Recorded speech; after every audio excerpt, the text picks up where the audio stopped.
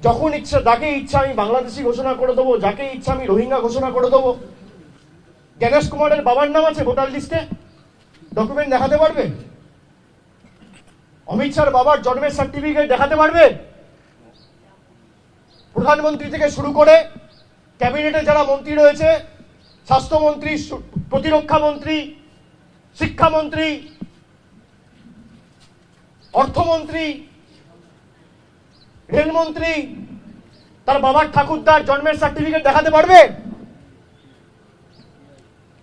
যারা ইলেকশন কমিশনে কাজ করেন দেখাতে পারবেন?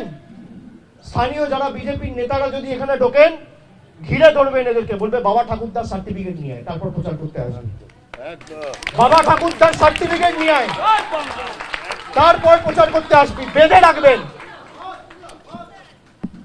বেঁধে রাখবেন গাছে, পোস্টে বেঁধে রাখবেন, হাত তুলবেন না। আমরা শান্তিতে বিশ্বাস করি। বলবেন সার্টিফিকেট নিয়ে আয়, তারপর তোর দড়ি খুলবো। যা, তোর বাবার সার্টিফিকেট, বাবার বার্থ সার্টিফিকেট, তোর দাদুর বার্থ সার্টিফিকেট, তোর ঠাকুরদার বার্থ সার্টিফিকেট, আর তোর দিদিমার বার্থ সার্টিফিকেট। তোর অমিত শাহ, মোদী সরকার যে আমাদের থেকে সার্টিফিকেট চেয়েছে, আগে তোরা সেই সার্টিফিকেট মানুষকে দেখা, তারপর কাগজ চাইবি মানুষের থেকে।